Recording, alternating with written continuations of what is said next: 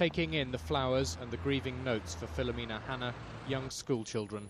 Young, but old enough to understand. Shops here that aren't already shut down or for sale had trouble calling in staff. Some were simply too frightened to turn up. Visible security protection this morning for the people of the Springfield Road, anxious that Lanark Way stays shut.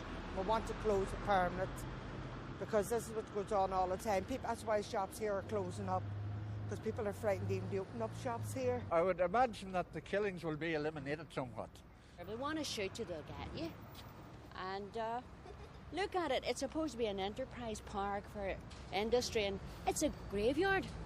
The security gates to Lanark Way opened briefly to let the patrol pass through. Within seconds, the soldiers were already having to stop cars. Angry local people threatened to take action if the gates were opened again. We come back in and these gates are opened, we're getting the people out again for the protest. And we protest every day until these blocked up, and if closed. they don't, we bring brick and cement out and close it ourselves. All around this part of the peace line, feelings are running extremely high. No traffic on Lanark Way means no business.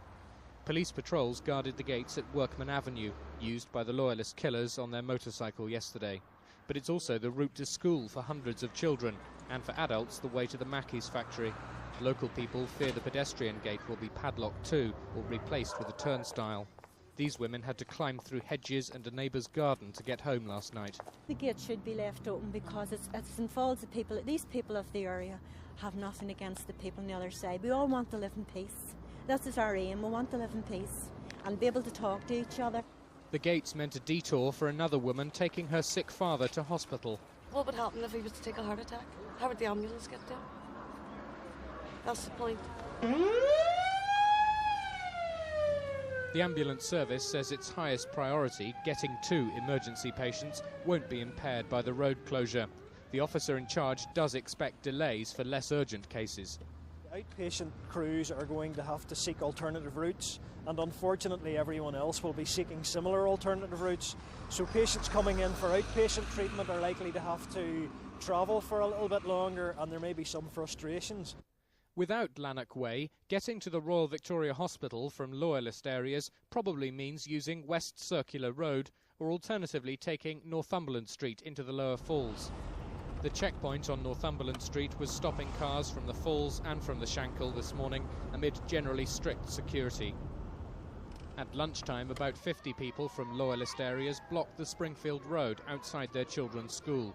The demonstrators accused the police of only listening to the SDLP about Lanark Way and said their policy of cooperation with the police was in doubt. We'll have to rethink our policy because it's a situation where the chief constable, the highest man in the RUC, has said to us, you don't count. This evening there'll be a vigil outside the chemist's shop where Philomena Hanna lost her life. One of the organisers, Sam Burch, is a Methodist minister who leads a cross-community religious group called Cornerstone. He accepts that terrorists have ignored all previous peace vigils. Well, I don't expect it to have any or very little effect on the gunmen. We're appealing to the general public, and I think it's only the general public in the end, with their persuasion, that can actually put pressure on the gunmen to call off all campaigns of political killing. The prayers at this vigil will be for the suffering of Catholics and Protestants to end, and that everyone might accept the sacredness of human life.